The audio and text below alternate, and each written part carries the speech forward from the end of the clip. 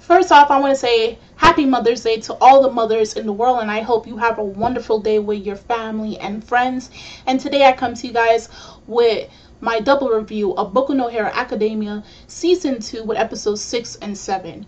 Now, both these episodes were really interesting because in some way they were focusing on Todoroki, and in episode 6, we got some information on his background. Now, I don't know if any of you were kind of expecting it, but we always knew since Endeavor, his father has been introduced in this season. And from how he interacts with his father, you know, his actions towards him, you can obviously tell these two are not on good terms at all. Now, going from last week, we know that he and Deku are about to talk while there is a 1-hour break for everyone to just chill and eat and talk with each other before the last stage happens. So, of course, Todoroki notices that Deku and All Might are pretty close with each other, and his first guess is that Deku must be the secret love child of All Might, which Deku denies, but he's not denying that there is some type of relationship with these two, aside from the child or anything of that.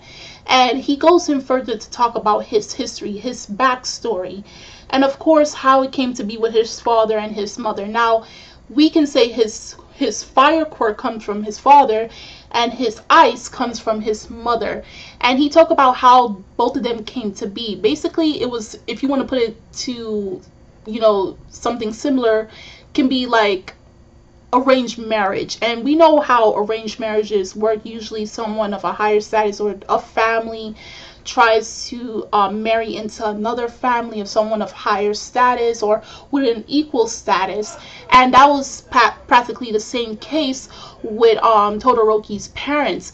And basically, as he was talking about it, it was called quirk marriages, and it's to choose your partner after strengthening your own quirk and basically passing down whatever the quirk is to your children. And knowing that Todoroki's father, Endeavor, has some type of grudge towards All Might because All Might is the #1 hero while he is forever second. So there is jealousy towards All Might, and the fact that he could not surpass All Might, he decided to marry their Todoroki's mother against her will by wooing her parents. And because he had status, he had fame and money, it was easy for him to win her parents over and force her to marry him and make her give him offspring. Now, no, Todoroki has said, or his father said, that he has siblings. Now, I'm hoping they introduce Todoroki's siblings, and if anything, do they have a strong bond with each other? Like, they resent their father for everything that they put them through, making them tools for the sake of him gaining power and fame and surpassing All Might? Or is their relationship as strained, just like Todoroki is with his own father? So as we know, his father has been pushing him, using him, building him up to be a machine so that he surpasses All Might. And I feel like he will take all the fame and glory for himself, saying, yes, I was the one that raised my son to be like this. Yes, he is the #1 hero. So you can understand why Todoroki does not like his dad. And I can completely agree with him. His dad, as he says, is a bastard. He's a no good guy, and he does not care about anybody else but himself. He's a very selfish and uncaring type of person. And that's why you see Todoroki always saying that he will never use his left side, because that's the side that uses fire, which is equal to his father's own quirk. So we're at the last game, and the last game with the 16 participants that won from the cavalry battle, they now move up, and it's going to be one-on-one. And we come to find out few of the participants who they're going to be going up against within the first round. So for like Deku, he's going against Shinso. We have where Todoroki is going against Sero Uraraka versus Kachan, which is one I really want to see, because how we're going to have someone with gravitation, and then I don't think it's gravitation, but please excuse me if I got her quirk wrong. And then we have Kachan with his explosive fire. So that's a match I'm really hoping to watch and see how that one goes down. Now, I always said that Shinso was a mysterious person, like he was suspicious, and I didn't quite like him. And I always said that his quirk has to be dealing with something with hypnosis, like he controls people. Now we find out that his quirk is not too far from what I said. It's brainwashing. And as they go into episode 7, they explain how his quirk works.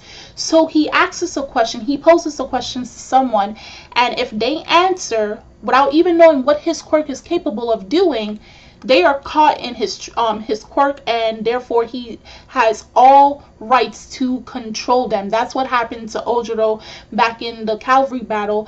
He basically asked a question towards Ojiro, and Ojiro got caught into it because he answered, and that's how, you know, they gone through the whole cavalry battle. Of course, Ojiro called it quits. He says, I forfeit, I don't want to go into the last stage. And so he was the one that told Deku of what Shinso's quirk was. But of course, Shinso provoked Deku, and that caused him to be caught into it. And then we have where Shinso commanded Deku to walk off the stage. So in order to win in this one-on-one battles, either you knock out your opponent, you kick them off, you know, the battlefield, or they say they give up, and that's the only way they can win. So while he forces Deku to go, we know Deku has no control over his body, but he's seeing everything and he knows everything that's going on in his head. And while he's trying to force himself to snap out of the brainwashing, we see where he saw like 8 figures by the entrance. And if you notice, out of those 8 figures, one of them looked very much like All Might, and it is. And we come to find out that those 8 people, those 8 figures, were actually predecessors for One for All, you know, the power that's passed down onto a person who has the potential to inherit it. And of course, Deku being the successor, getting it from All Might, he saw those people and they snapped him out of it, and he was able to force himself out of brainwashing, and he defeated Shinso. Now, you know, I kind of felt for Shinso after this episode, because his quirk is considered something that villains can use. Like, who wouldn't want to be able to use people against their will for anything whatsoever? And that's what most people told him in the past, and he wasn't very happy because of that. But we come to find his new classmates, his new teammates, and even some of the several spectators were saying that his quirk is pretty amazing. So now he has a reason to like his quirk.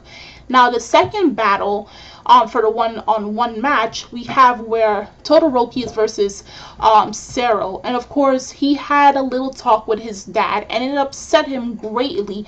So he goes into the fight where Sero, you know, we thought Sero would have won, but Todoroki, in rage, used the ice side of his quirk and caused like a huge glacier to appear out in the stadium. That's how pissed he was because of his dad. Like, seeing his dad there and just everything just boiling up inside of him because of the history they have and how his dad just does not care, he unleashed his wrath on Sarah. Of course, he had to use his left side to melt the ice, but you know, he's not happy. He's not happy, and I think it's going to really do something to him mentally within this last stage of the sports festival. So now that Deku and Todoroki have won their first battle, they're going to be moving up, and possibly next episode we'll get to see where Kacchan versus Yurarako, which is I'm really anticipating for, because that is going to be quite the battle. But if you guys saw these 2 episodes, episode 6 and episode 7 of Boku no Hero Academia season 2, please do drop a comment in the comment section below. The links are in the description box as always. And I'm Kimmy Chan of Anime Legends Podcast, and I will see you guys later. Bye!